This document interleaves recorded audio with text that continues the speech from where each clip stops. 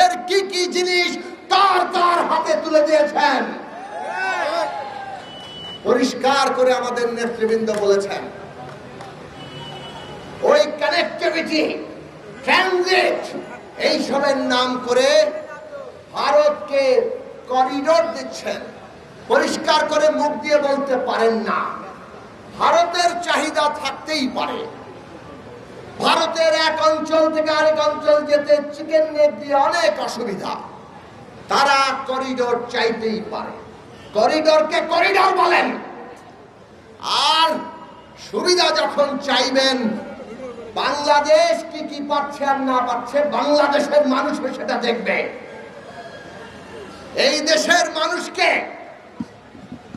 শুষ্ক মৌসুমে পানি আটকে রেখে তাদেরকে পানিতে মারবেন, সীমান্তে কাঁটাতারে আমাদের নাগরিকদের প্রতিদিন গুলি করে হত্যা করবেন, ফেলানির লাশ ঝুলতে থাকবে, বাংলাদেশ ঝুলতে থাকবে।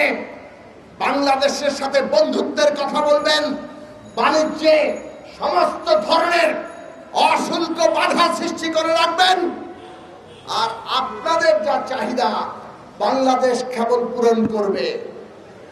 এই রকম অবস্থা তো এই দেশে নির্বাচিত সরকার থাকলে হতে পারবে না।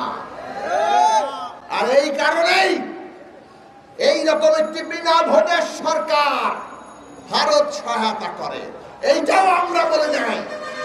এইটাও ওবায়দুল কাদের সাহেব, আওয়ামী লীগের সাধারণ সম্পাদক, পরিষ্কার করে প্রতিদিন বললে আমাদেরকে স্মরণ করিয়ে দেন। ভারত পাশে ছিল বলেই এই নির্বাচন তারা করতে পেরেছেন। কোন নির্বাচন?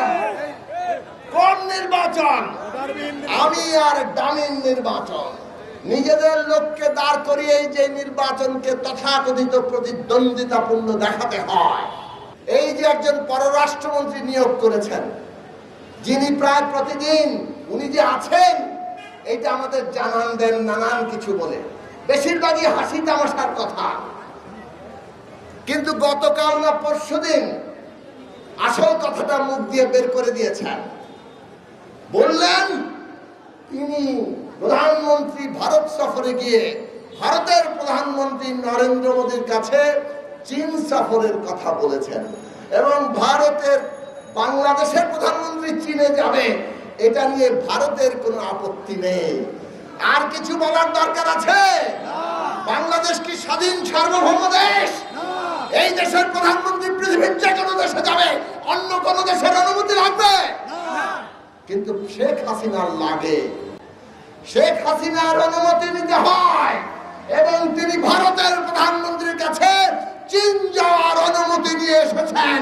এই হচ্ছে 53 বছরে মুক্তিযুদ্ধের বাংলাদেশের অবস্থা। প্রজন্ম থেকে প্রজন্মান্তরে তাদের ঘরে এই বৈদেশিক ঋণ চাপিয়ে দিতে চান, আর এই ঋণ এনে কি করেন? সব কোমর ফাঁস। জেনারেল আজিজ, বেনজির, মতিউর, এই সমস্ত রাষ্ট্রের কর্তা ব্যক্তিরা যারা এই শেখ হাসিনা সরকারকে বিনা ভোটে ক্ষমতায় রেখেছে, তাদেরকে অবাধে লুটপাট করার সুযোগ তারা দিয়েছে।